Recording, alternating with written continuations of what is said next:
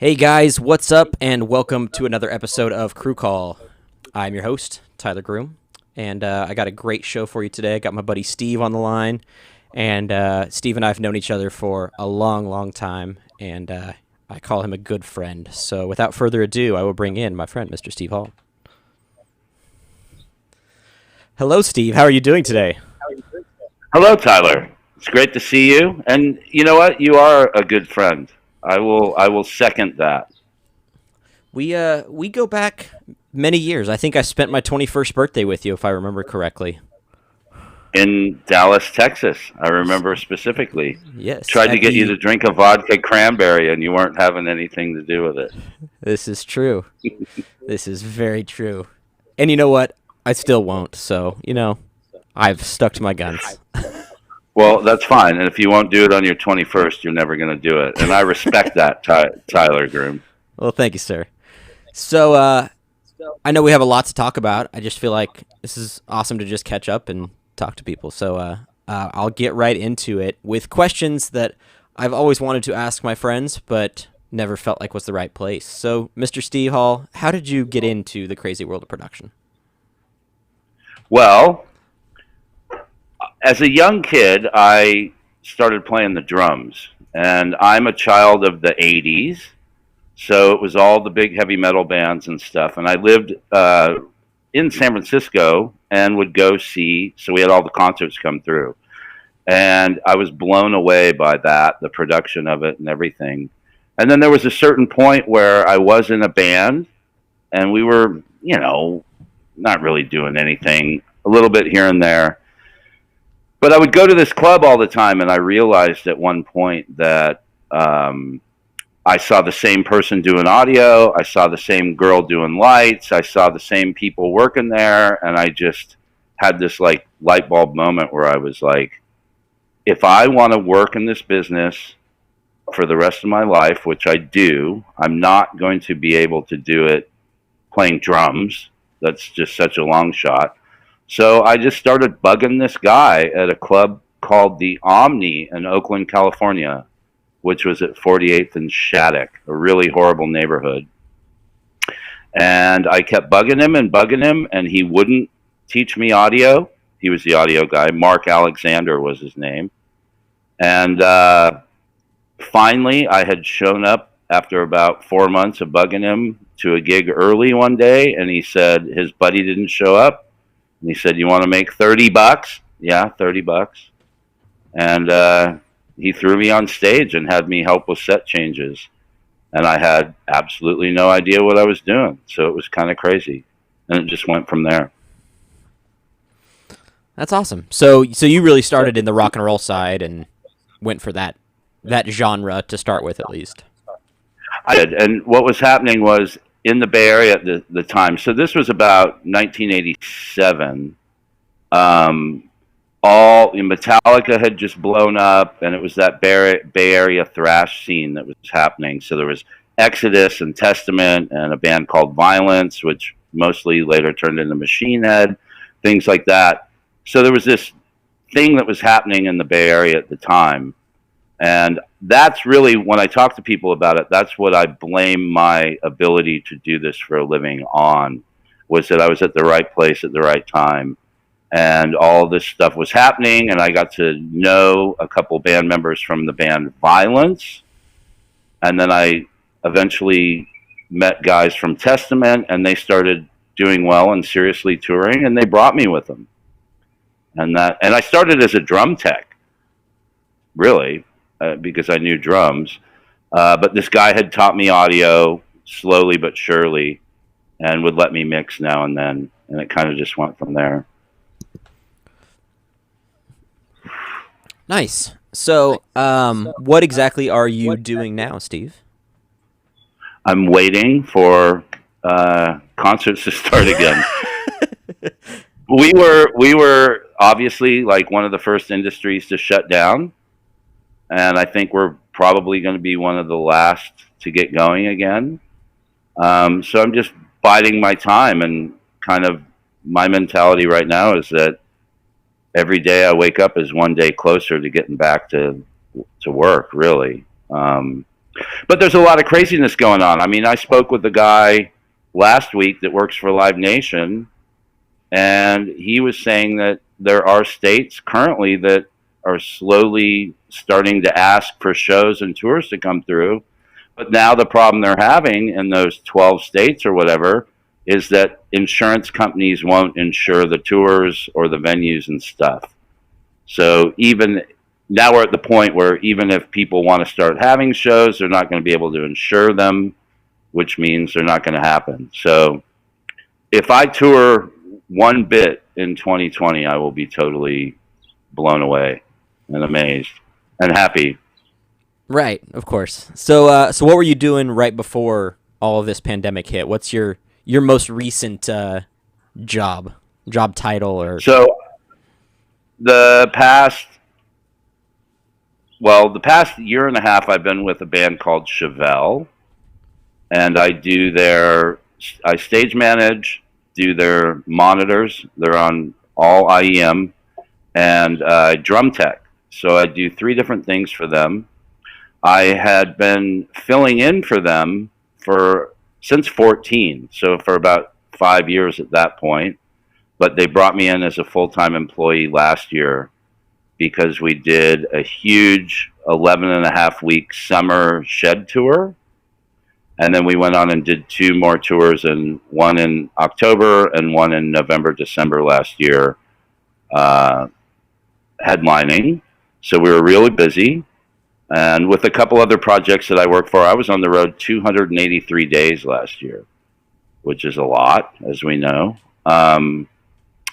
So December 15th was my last gig officially that I've done. So I'm just hurry up and wait. Because I'd been working so hard the past few years, I went to Europe end of January and February for a little personal holiday. And I'm really glad that I got that done because I had a great time and had no idea what was about to happen. So that's what that was. The big boom of the corona. Yep. Yeah, I think it gets to a point sometimes in our, for the people that travel a lot for work, it's easier to count the days you're at home than it is to count the days you're gone. That's right. And you know me, Tyler. I mean, the past 3 years, I've averaged, I think the average is about 265 days a year on the road. I'm out there, and a lot of time I'm spending in Europe as well, which I love and actually prefer. We can talk more about that later, but I do prefer to tour there anyway. So that's great. So, Steve, what's your favorite part about what you do these days? I think the simplest answer is I'm a person, even since my youth, that I just love not knowing what's around the next corner. That's really something that has kind of always been fun for me. And also, it just doesn't feel like work for me. It never, ever, ever has felt like work. It's always been a lifestyle. And I've learned, I was telling you before we got going that now I'm going to date myself, but June 12th was my 31st anniversary of doing this professionally. So 31 years I've been at it. So it's all I know, and I'm addicted to it. There's no doubt about it. Just the whole get in there. It's almost like you're at war a little bit when you're touring with a big production. You get in there, you make it happen, you get the crap in there, you set it up, you tear it down, you run it, the show goes, it's just a big, never-ending cycle of work, but it's very refreshing, and you get a payoff every single night when the band plays and you pull it off without any problems. That's awesome. And I think, for me too, it's like we thrive on the chaos a little bit, and having been home, I love being home and being with my family and all that, but it's like the chaos, I miss the chaos a little bit. There's chaos when you're at home, but it's just very different chaos. And it's you're often right. chaos I can't solve. It's like a controlled chaos. And yeah. I think I've never been to war, and, I don't want to offend anybody, but there is a certain, don't you agree with that? There's a certain aspect of feeling like you're kind of at war. Mm-hmm. and you're with your crew members, and there's a common goal, and you get in there and you do it and you make it happen. Yeah. No matter what, Yeah. and it's it's very fulfilling. But it's also, there's only certain people that can do this. That's a whole nother thing. You we've all known and seen people that come in, and you can almost smell right away that they're not going to be able to make it, or and smell that, oh my goodness, this is somebody who absolutely will thrive in this environment. Sure. Yeah. So we've come to the conclusion that you travel a lot. So tell me about some of your favorite countries you've been to, and why you like them. Whether it's because of the atmosphere, or you actually like touring there for specific reasons. Well, as I said a little bit before, I really enjoy touring in Europe as a whole, because they treat tourists and people quite differently than they do here. They actually respect and understand that, we're living on a bus, and the venue is your home for that day, and they really go over and above to take great care of you. Whereas in the States, it's almost, you sometimes feel like it's a burden, like these people feel like you're a burden, even though it's their job. And that's not everywhere, but it's, to generalize, it's a lot better to tour in Europe. And not to mention, I just like being places that it's a little weird, if that makes any sense, where the writing's different, the way that they do some production is different, and it keeps it fresh and alive. I went to last summer. I went to Slovenia for the first time, which was amazing. And I remember it was a festival, and I remember after the gig, I was settling. I was a tour manager on that gig and a front of house guy, and I wound up speaking with the lady that I was settling with for like 2 hours. We drank beer, and she was just telling me about her culture and how they operate there, and what she sees as different as people from Europe or the States or Australia that come through. And just, it's really cool to kind of learn. That's where you learn, because you're really, world, you're only going to see a couple blocks around the venue or the hotel or the bus or whatever the situation is. So you get immersed in those situations where you're meeting people from different cultures and learning about their perception of us and vice versa and things like that.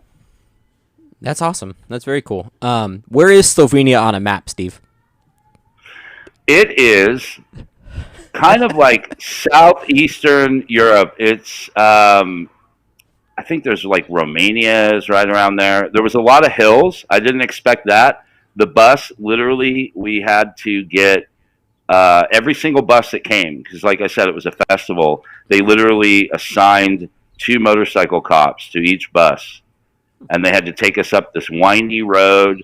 And people lived with their homes that were so close on these narrow, curvy roads that in these villages that they had to pull planters in and stuff to like get the bus to pass by, and we were going really slow. Enough that they warned me. They were like, when I was advancing the whole thing, they were like, when you come here, plan on 2.5 extra hours to go about 15K, like 10 miles, a little bit Jeez. less than 10 miles, to get the bus up this hill and into the festival. But yeah, there was, well, you're catching me off guard, but it was a former, oh God, Tyler, it was the former, back until the 90s, it was a different country. I'll remember in a minute. Next question. I wanted to try and stump you a little bit. Well, you did. Here, I'm going to pull out my Google machine, and I'm going to tell you right now. Google says it can't find me directions to there currently, so. No, imagine that. Slovenia. It's actually right next to Italy. Like the top of like Italy. Southeastern, there's Croatia right there. South of Austria. Yes, that's right. Let me see here. Oh, there it is. And it used to be Bucharest? No, no, no, Okay. no, no. That's. I'm gonna stop. I'm gonna stop. No, it wasn't. There was a big war. There was a big war there at one point, and they split the place in half, and blah blah blah. The lady. A funny story, quickly, is the person that I was talking to that night that I settled with was telling me about the divide and how people there speak one language, and then the people from the other. It was Bosnia. That's what it was. Bosnia Herzegovina. So they split, and she has friends because they were right on the border that only speak Bosnian or they only speak like Slovenian. And they will. She had a friend that were couples that would only speak English to each other, even though they could speak to each other. Like certain little words, like milk, would be different, but they were so stern about keeping to their like side of the line that they would speak English to each other in their whole relationship. Huh. Interesting. Weird. Yeah. But this is what So you learn when you're in these places. I'm no, not going to learn absolutely, that in Nebraska. absolutely. You learn how corn is made, though. Oh, I know too much about corn. I mean, America is full of it. It's shocking. So, Steve, you touched a little bit on when you started out at the club and you were bugging the sound guy and trying to get him to let you do stuff. Tell me a little bit about some other maybe mentors or people you looked up to that have kind of helped shape your career. Well, my first one was definitely Mark Alexander, and he was the guy. He was the audio guy from the Omni in Oakland, and he owned the rig and would rent it to the club. They had shows there 4 or 5 times a week. And in that time, when that Bay Area thrash thing was going, there was another club in Berkeley, Oakland border called Ruthie's Inn, which was famous. Metallica and Exodus and all those bands got their start there. And then when you graduated, you would go to the Omni, which was like a 500 cap, and that's where I learned. And this guy had his console up on a like crow's nest, but it had a very, very narrow stairwell. And he was about 400 plus pounds. And the only way he could get up and down the stairs was to literally go sideways, pull his belly in, and slither up. And it was embarrassing for him. So he never wanted to do it while the doors were open or while fans were in there. So that's why he always had a guy on the stage for changeovers, changing mics and things like that. Crazy enough, he had a 5-gallon bucket up there that he would pee in, That's how terribly he didn't want to come down. And he would talk to you through a vocal mic through the monitors and tell you, put that mic there, put that mic there. And as I mentioned earlier, the first time I did it, I had no idea what I was doing. And it was a international touring band that was playing that night. And he was yelling and screaming at me at changeover enough that the touring crew it was King Diamond, actually, his touring band, and they're from Denmark. They felt so bad for me, they were helping me because I had no idea what I was doing. But long story short, I would go up, and then once I'd get it set, I'd go sit next to him because he was running monitors from front of house, and I would just watch what he did. And something that I got a lot from him, but one of the main things that he taught me was, and this was analog world, of course, because this is 1987. He finally allowed me to touch the console, and I would bother him every single time I was there. Please, please, please. And he did the smartest thing. He took a piece of cardboard and he put it over the desk, and he just showed one strip, one channel. And he said, don't worry about any of these other knobs, because I'd always ask him, what do these do? He's like, just here it is. Here's your gain, your head amp. Here's, your EQ. Here's your aux sends. And he just went right down the line and just showed it. And he simplified it for me. And for whatever reason, I picked up on it. And he slowly would allow me to mix like the first band of 5. But he had this thing where And I know better now, but back then he was like, if you hit anything in the red, you are off the console. And, you know, a little snare would clip red or something, and he was serious. You're off! He would fucking yell at me, you're out of here. And so I'd sit at the side and I'd really be panicked. And then I'd notice that he'd have little red things clipping here and there, and I didn't quite understand that. Um, but he really just taught me to never give up through his own kind of mean way of doing things. And then when I started, so I worked with him for like 2 years.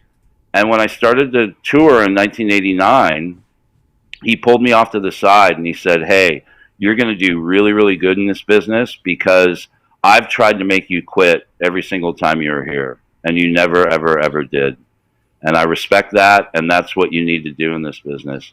And you got to remember, Tyler, we've talked about this. You know, it was a different business back then. It was truly sex, drugs, and rock and roll. And there was no, it was, they called it the music business, but it was just the music. There was no business to it whatsoever.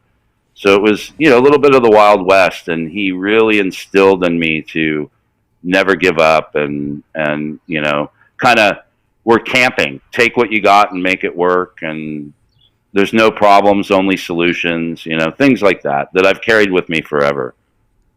And then there's one more, if you want me to babble, there's one more Sure. person. The very first time that I ever tour managed was in 1999. So I had been a drum tech, and then I got a job at a 90s band, and I worked for them for 8 years, from 92 to 99. And that was my big, and I know that seems like 7, but it was really about 8 years. That's where I cut my teeth on the full pro level. And I started as a drum tech, and then I went to monitors, and then I went to front of house with them. But that's all I had ever done. And then unfortunately, one of the band members passed away, and that band took some time off. And I was left with basically 8 years of working for one band, and I didn't quite know what I was going to do. And back then, it wasn't like it is today, where we're all emailing and in constant contact. You know, you had to phone people and to stay in their minds and to stay active. So everybody I kind of knew was done because this guy had passed away.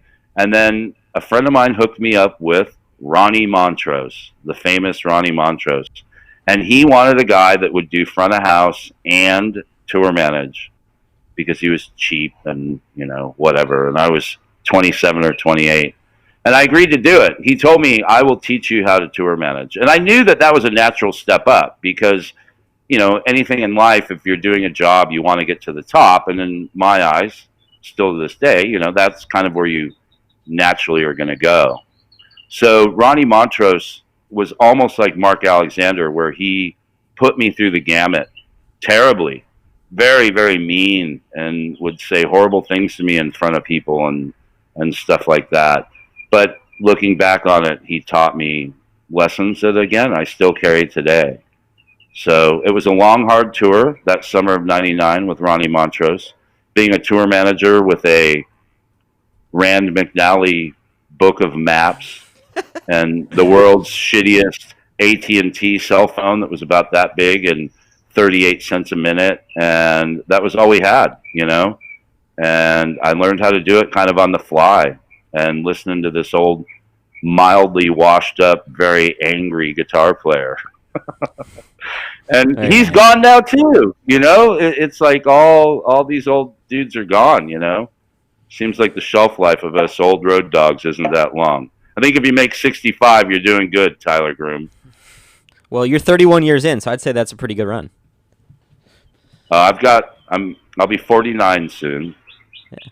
and I plan on going another 15. Yeah, for sure.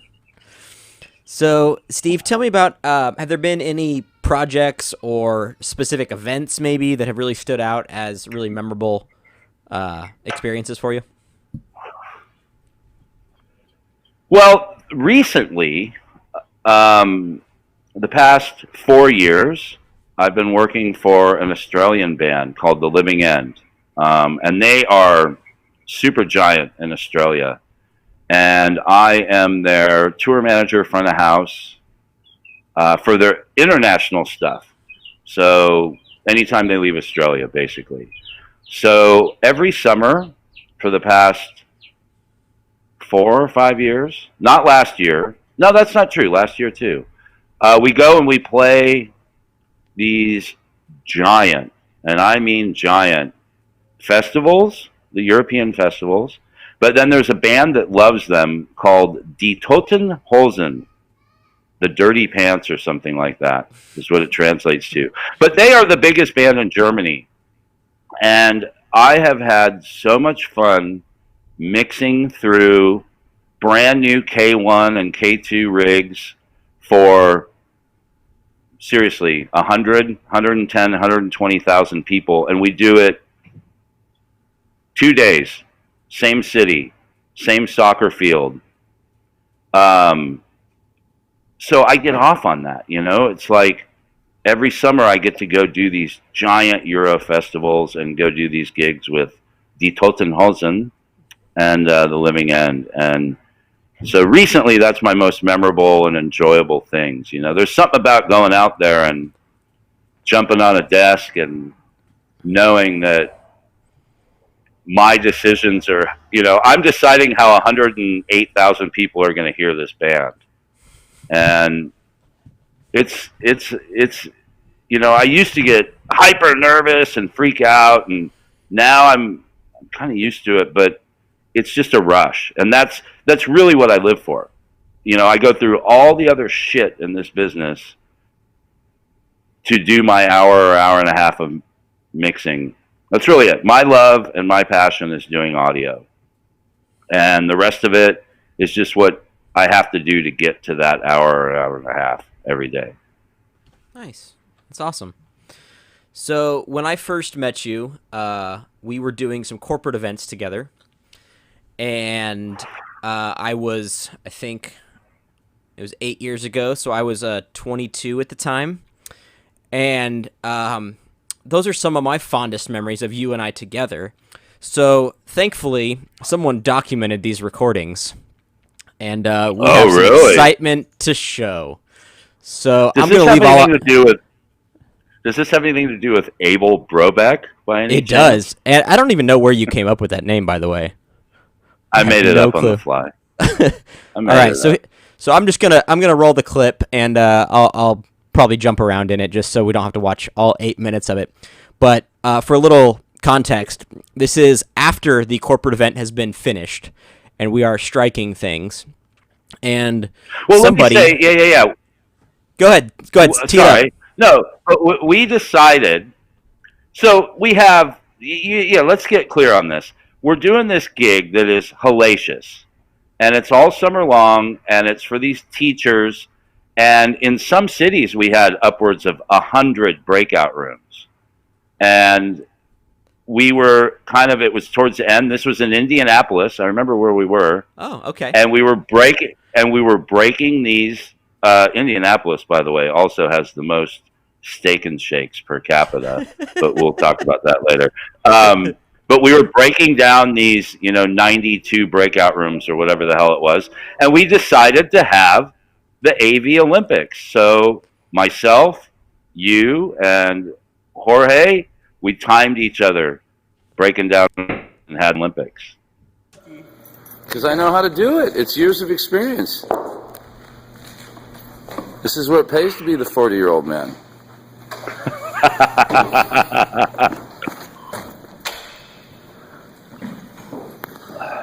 Seems a little more calculated. Yeah, it's, Yeah. Jorge had just gone, I think. Tyler, he's doing the under-over method here. He's quite efficient with it. I do think, and he also, if you notice, look, Jorge, he does the reverse in. Yes. He's coming from the, and for those of you laymen that don't know what you're seeing, he's actually coming in from the inside of his body. What do you think about that? I think it's a little weird. It's interesting. Well, it's almost like he's left-handed, but he's doing it right-handed. Exactly. Yeah, it reminds me of the great Abel Brobeck from the 70s. Yes, the innovator of the over-under XLR wrapping technique. Okay, as you can see, all right, he's got one cable down, one XLR in. So we got an Edison and XLR. Oh, little tangle. Snag. Oh, this Ooh. is pretty cool. Oh. And I think this was I would probably call like it one of my a first stage real one snag. gigs in this industry. So, Well, I mean, I was definitely look early at how on. you, Definitely visible. Can you clarify? well, look And at how see, young folks you at are, home, I don't mean to Tyler. interrupt Jorge, but as you can see from this angle, that is the not the able Brobeck in and out. This is the actual left-handed style using the right-handed method. So you see, it comes from inside of his body rather than. XLR cables of various lengths. We have 2 sets of editors. I like the knee tie, by the way. What do you The think? knee tie is Yeah. perfect. Yeah. We also have a bag that's very risky. It is. Well, he doesn't have the tub, which has the bag. So we're getting it in. And we're not going to, that's going to count. The box will count. Oh, he did find it. He did find it, Woo. He found the microphone wind guard. He's on top of it all. Look, He was. He's struggling. Oh, there he goes. I didn't want to say anything, but I was pretty sure he was going to get a 3-second penalty on that. Yes. Flip chart paper. For the gold. Or a 653 for the silver. We'll see what happens. So we got the flip chart coming out. It's getting really close, folks. The time is almost up. Better get to the time. Oh. Bronze. Oh.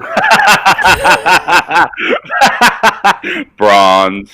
I don't know. And now we have Mr. I George wanna get Flores. down. Yeah, I'm in the hole. Yeah. You can hear me Woo, eating you're candy getting- that I'm finding all over the tables.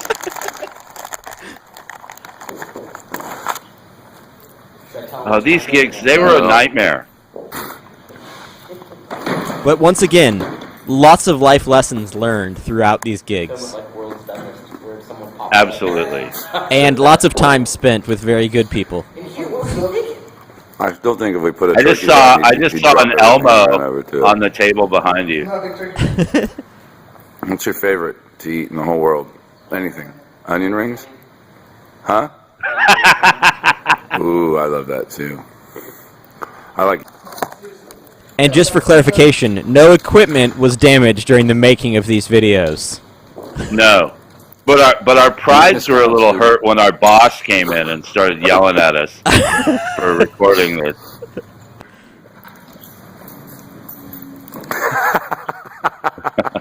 And remember, you got to get everything to the door too, dude.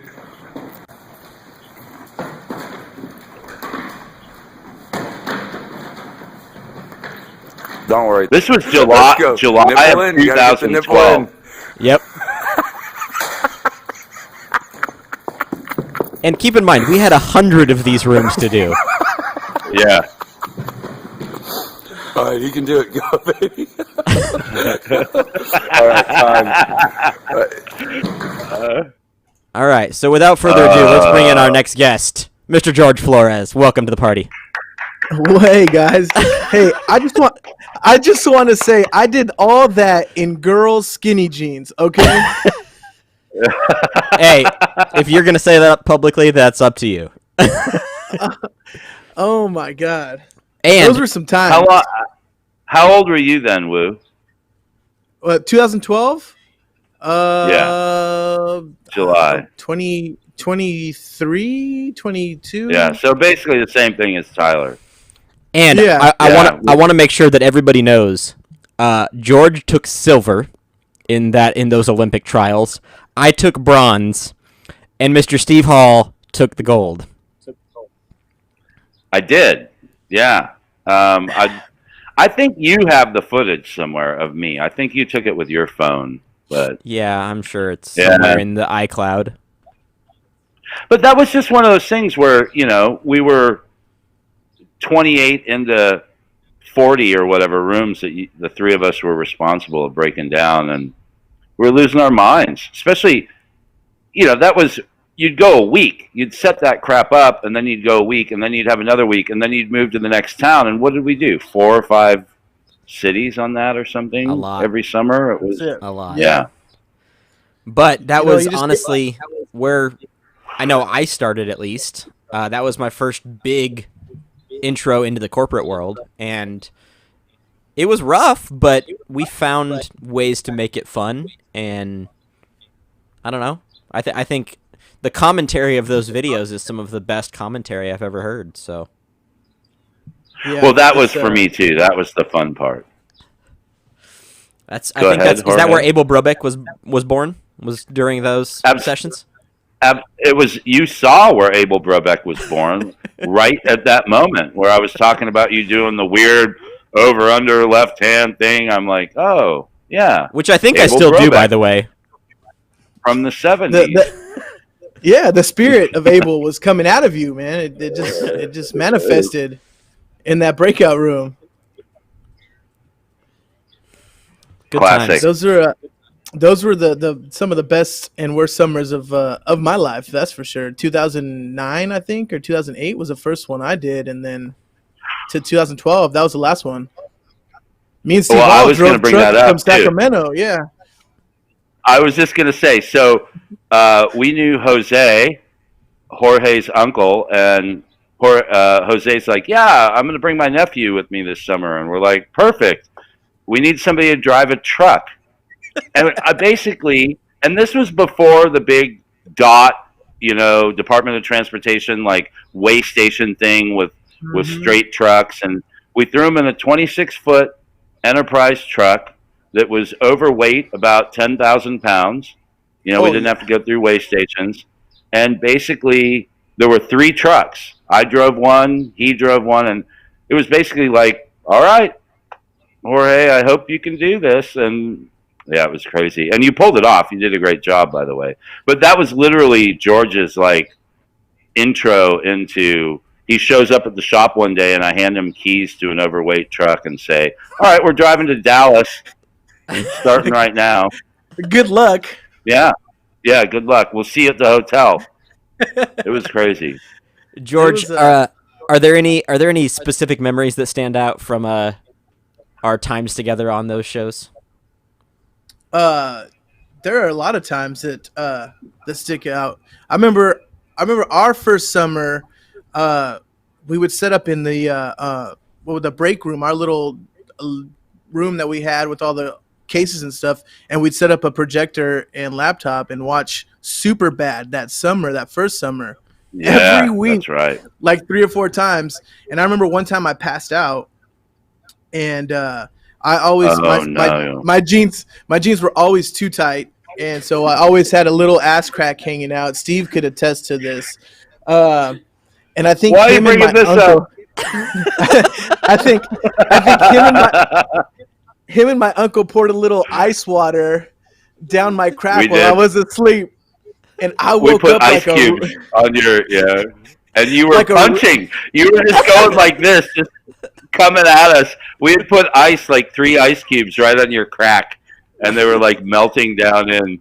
And it woke you up, and you just got up, and you were just like, rah! It was pretty funny. I think Graham was hiding behind a stack of flip charts. He got so scared. Wow. But this, Classic. stuff like this goes, it goes along with touring. You build up that camaraderie, and you could joke with people like that, even though somebody gets mad one time, but the next day you're brothers again. And to this day, I mean, you guys are my brothers in this terrible world. That's right. Awesome world of live music and corporate events. Did you hear? Were you listening earlier when I was talking about it? To me, it really is like war, and I know that's crazy. We're not shooting anybody, but it's a camaraderie kind of a thing that you're all in this together. Like those gigs, those summer gigs, for example, were brutal. We would, because the client was too cheap to buy, remember this, the rooms the day before. So the hotel was always a dick, multiple hotels, but they were always not nice. So we would get these rooms at 4:30 in the morning, and out of 98 or whatever we had to set up, we'd need like 32 of them to be ready to go at 7 in the morning. Yep. And if any of you watching have ever done corporate audio, which I'm sure you have, you know that the battle is not setting the crap up. It's getting it from the loading dock, down the hallway, to the room, to the, that's the nightmare. And when you have that many breakout rooms with that much shit over 3 trucks, that's the battle. And it was brutal, and we would do it every single time. And we had a few times. I mean, you remember Orlando, Jorge, before Tyler was around, when I was the production manager? I mean, Yeah. we almost had like a coup. Yeah. You know, I had guys turning on me, and it wasn't the way that I was managing or anything. It was purely the amount of craziness and the distance between the rooms and the limited amount of time that we had to set it up. But we always pulled it off. I don't ever remember a time that I think I did that gig about 4 times when I wasn't touring in the summers. A band would be making a record or whatever, and I'd go in and do it. And I remember never really, you know, maybe having a little, oh, it's a little late, but nothing to where we completely failed. We always pulled it off. Always pulled it off. We worked our butts off to get that stuff done, and then we always Orlando was some of my favorite times, even though it was the most crazy times because it was so huge. But that lazy river made up for it completely. The lazy river, and we were understaffed. You know, looking back on it, like even 10 we had guys 15 for guys 100 or Yeah. 12 guys or whatever it was, but it was this horrible snowball effect where the client was cheap, so they weren't paying enough for the service, and the company couldn't bring in enough people, and you know, it was just this nightmare. And we all had this gung-ho attitude where we're going to pull it off, and we did, but we were by the last little bit of gaff being thrown down at the last second, and then some horrible presenter going, "You don't have a dongle for my Mac?" It's like, no, ma'am. All of the, well, I want a wireless lavalier. Ma'am, there's 22 people in this room. You know, like kind of crap. Yeah. Right. But we did get to stay at some really nice hotels. We did. So there was that. Which taught me that I prefer a mid-range hotel that has free Wi-Fi. Yes, absolutely. Everyone talks about, oh, it's so cool, you get to stay at the Ritz-Carlton. Well, yeah, and you have to pay for every little thing you want. And you're in Orlando, and you're 10 miles from civilization. You can't go out and eat. You have to eat on property. Yeah. Not $21 cheeseburgers. Yep. Yeah. Exactly. Except for and you don't remember this time. Go down. Remember, we went down to the crew lunchroom and got that $21 cheeseburger for $2. So that's right. That was always nice. Yep, we did. There was a couple hotels that let us eat in the employee thing, and then another one quickly. Jorge, Tyler wasn't there. This was Orlando. That was the final. That particular year, Orlando was the final. And remember, I had a room. They gave me a little bit better room, and I had everybody up to it. And we ordered all that pizza. And you remember the pizza delivery guy came in and wound up drinking a bunch of beer with us and stuff. And we're like, dude, what are you doing? And he's like, oh, fuck it. This is great. You guys are cool. There's beer here. Well, don't you have to go back to your job? Oh, I hate that job anyway. And he sat in our room and drank beer with us. And he saw the bathroom because Steve had filled up the whole bathtub with ice and beer. Yep, and we got like 9 pizzas delivered, and he just didn't leave for like an hour and a half. He was just chilling there drinking with us. It was hilarious. Those good times. Some good times. Well, thank you, George, for jumping on with us. I figured I can't have Steve Hall without showing the Olympics, and I can't have the Olympics without you. So awesome. Had to make it one big party. Yep. So thanks for joining us, George. Yeah. All right. Talk to you soon, brother. Good to see you. Love you, Jorge. So, Mr. Steve Hall, as with all of my guests, I like to throw some random questions at you to see if I can catch you off guard. So, well, I'm three beers in, so this is perfect timing for that. You're almost through your ice I decided to have a few beers if I'm going to do this. You know, like you asked me to do it a bunch, and I was like, nobody wants to hear anything I have to say, so. You know, that was kind of my whole like, all right, I'll do it. But that was my caveat, remember? Yes. Well, you know I'm going to be drinking and smoking the whole time. So go on. He's in his garage, by the way. It's safe. Yeah. So if you could have a billboard and you could put anything on it, what would you put on it? And why? Keep it PG-13. No. It's really simple. It would have the F word in it.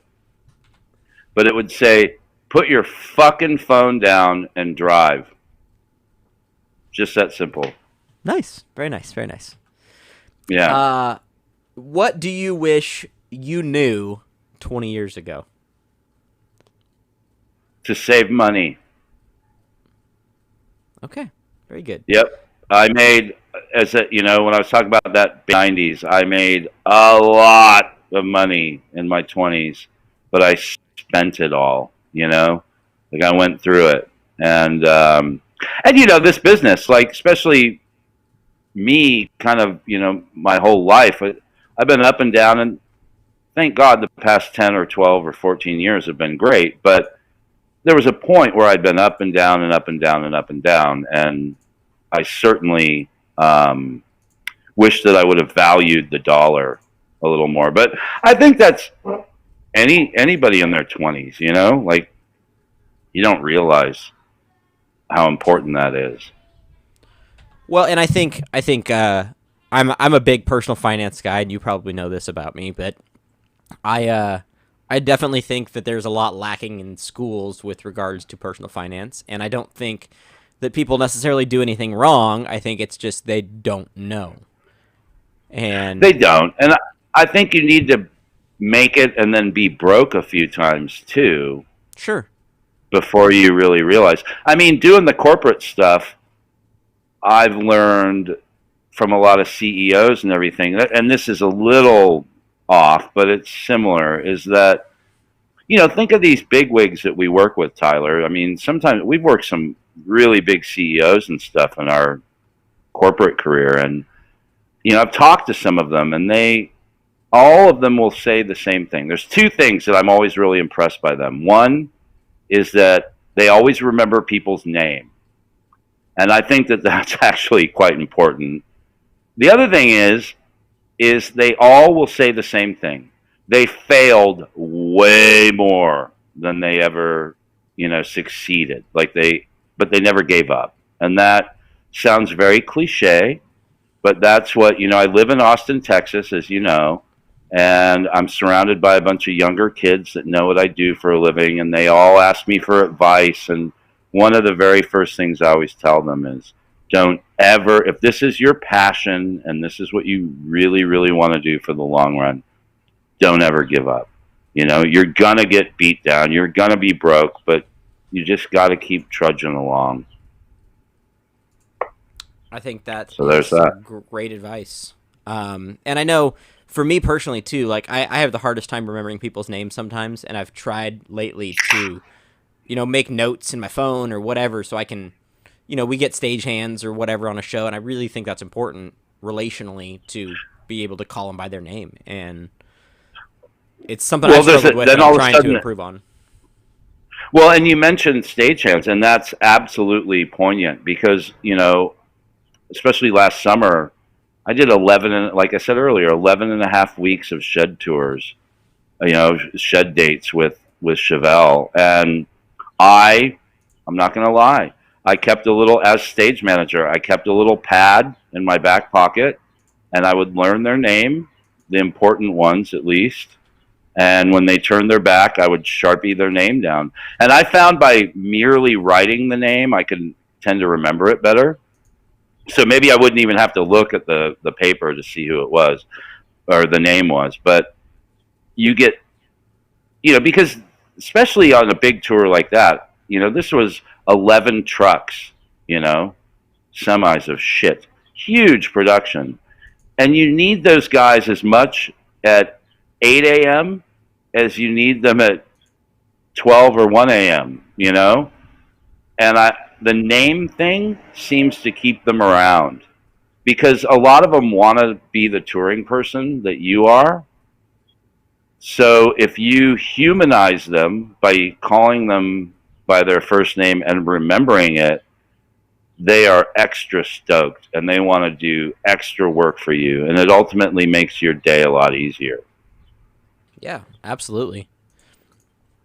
My next random question for you is, what would you pick for your last meal? It would have to be from Germany. I would want a Jaeger schnitzel, a Schwein schnitzel, with the German potatoes, not German potato salad, but the way that they brown up and do the delicious potatoes with butter and vegetable. Yeah, I love schnitty. Schnitzel. I've done like 3 schnitzels in a day in Germany.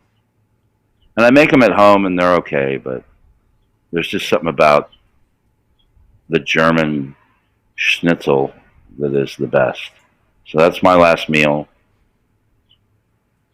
Nice. Yeah. Very nice. I thought you were going to go Steak and Shake, but you've probably had plenty of Steak and Shake in your life that you don't need it anymore. Well, and as I texted you a few weeks ago, they're closing down a whole bunch of them. This is terrible news. All those $4 meals didn't work out for them, did they? Steve and I, working over the summers, ate at many Steak and Shakes together. And I believe there was one particular day, I think it was in Indianapolis, if I remember correctly, where I believe we ate Steak and Shake for breakfast, lunch, and dinner that day. Yeah, it was the closest thing to the hotel. Yes. And cheap it was and all of that. and cheap and delicious. Tyler And then, Graham. do you remember there was Remember actually... Are you going the same story I am? There's a sign Placard that with had my name on it. Yes, there is a placard with a Yeah. a fake gift card with the name Steve Hall on it, and you tried to redeem it, Yeah. and they would not let Yep. you. I even showed them my ID. I'm like, look, and they were at every one. It was a national thing. I had seen them Yeah. at multiple Steak and Shakes, and yeah, it was this buy a gift card, and it had a fake one on the little table tent with my name on it, which is, how random is that? Exactly. So I always So- had this idea that I was the king of Steak and Shake. So, what is next for Steve Hall? Well, just waiting for shows to get going again. Chevelle has got a brand new record, and they're all geared up and want to go out, and we want to do a full international album cycle, and we're just kind of waiting to see, and it's been really nice. They've been taking care of us, if you will, a little bit, and making sure that we're comfortable through these times, and we're just waiting. I mean, it's the hurry up and wait, but like I said before, we're the first to shut down, and we'll probably be the very last to open, because I can see them doing smaller stuff, where they'll allow venues with 100, 150 to 300 people, but they're not going to shove 12,000 people in a room on purpose anytime soon. And even though they may want to, they're not, like I said before, they're not going to be able to get the insurance to do it. So it's a hurry up and wait. I am not giving up on this industry. I'm going to wait it out, and I'm going to tour again. It's just that simple. Do you have any other maybe aspects of production that you want to tackle when you do go back? Whether it's, do you want to switch to trying to do something else, or are you happy with kind of where you're at right now? No, I'm happy. I'm competent in all aspects of production except lights. And no offense, my lampy friends, I don't have any desire to do that. I can build them, I can patch them, but the new, I know nothing about these new consoles, the Hog. Well, it's not even Hogs anymore. It's whoever makes those black ones with the yellow. I don't know. Yeah, I don't know how to operate those consoles at all, nor it's just not something that interests me that much. I love the thrill of the kill. There's, and I did one record in my life. And for a band that I knew, and it turned out, by what everybody says, it turned out great. I think it sounds good. This was in 1999. But I just didn't like sitting in the studio. So I found my niche, is ultimately what I'm saying, on an audio thing. There's nothing more than I love than going out to that front of the house, and it's the thrill of the kill. I love getting through a gig. You may be having problems, and I don't know. There's just something, it's a one-time thing. You get through the gig, you walk away, you go on to the next one. And there's something really thrilling about that I will never, ever not love. And, having a lot of friends that are in these bands, we've talked about this. Like, I think bands, whether they know it or not, their whole thing is, even when they get really big, if you're a musician and and I, can play enough drums that I've been in the groove or whatever you want to call it, there's a point where everything's firing as a band and you're playing and you're in this like groove and your brain's out in a different place. That's what band members are after. That's their addiction. My addiction is that going out, firing up a huge rig and making it sound good for all the people that are paying us to be there. And that's what it comes down to. I mean, these bands that they'll tell you, oh, I'm here for this or that. No, they're all addicted and chasing that. It's like chasing that moment in time. And it doesn't even happen every single gig, where they're in that moment and they're playing those songs and everything's firing. And it's the same thing with audio, There's times, and it's not happened very often, but there's times where you just can't get it to sound right. Like at a festival where you're jumping onto a console or whatever it is, and you're like, fuck, man, like, I just got to keep, and you want to stop, and you're like, nope, I got to put my dick in the dirt and make this happen. And that's that thrill that I'm so after constantly. And last thing, sorry, I have realized in the past 3 months sitting on my ass at home that this is more than a job for me, Tyler Groom. This has become, it's not even a job. It's me. It's my life. It's who I am. And I miss it terribly. Terribly. Never wanted to, you would never think you'd want to go work, but yeah, Yep. That's all I want to do right now. Yep, for sure. I'm right there with you. Yeah. Well, Steve, thank you for being on the show today. I really appreciate it, man. And it's really nice to see your face and chat with you. It's been well, I hope you enjoyed it. Quite a while. Thanks for having me. Of course. Call me tomorrow and we'll fix your lawnmower over the phone. Alrighty. Thank you, brother. I'll talk to you soon. Thank you. All right. Bye. Thanks, guys, for joining us today. I'll be back next Monday with a new guest and trying to keep the genres unique and keep something there for everybody. So join us next week, Monday, 3 p.m. For now, if it has to change due to guest schedules, I will adjust it, but I will try and keep you all posted. But thanks for joining us.